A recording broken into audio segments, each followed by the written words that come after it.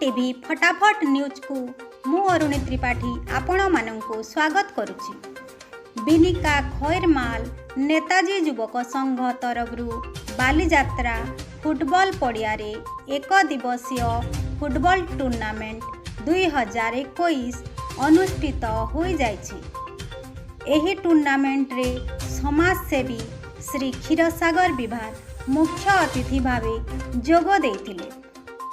Tournament रे समुदाय 8 गोटी दल यथाक्रमे कदलीपाली, सिंगीजुबा, देंडुपदर, आखिदादर प्रथम ग्रुप रे थिला बेले द्वितीय ग्रुप रे चुलीमाल, हुसनपुरी, लुणुकीबेड़ा और बाउंसुणी दलर खेलाड़ी माने खेल प्रदर्शन करथिले।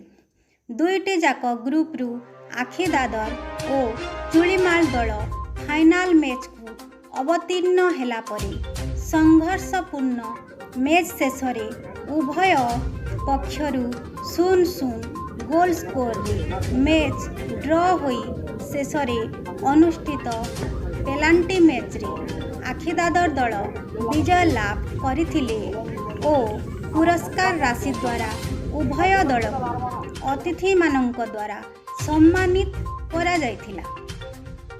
उक्त फुटबॉल मैच रे श्री आनंद भोई, मलय पात्र और अगस्ती प्रधान परिचालना करिथिबा बेले अशोक बगर्ती, प्रशांत भोई, आजाद भोई, मनोज भोई, विक्रम भोई, राजेश पात्र, युद्धजीत पात्र, रोहित भोई, ऑफिस महार, आतोष छतर, सुधांशु नाग, सुदर्शन भोई, रंजन भोई, रोशन भुए, बिहारी भुए, कृष्ण गोपाल खुंटला, जनता भुए, गुणनिधि खुंटला, अरुण बगर्ती और अन्य माने सहयोग करिथिले।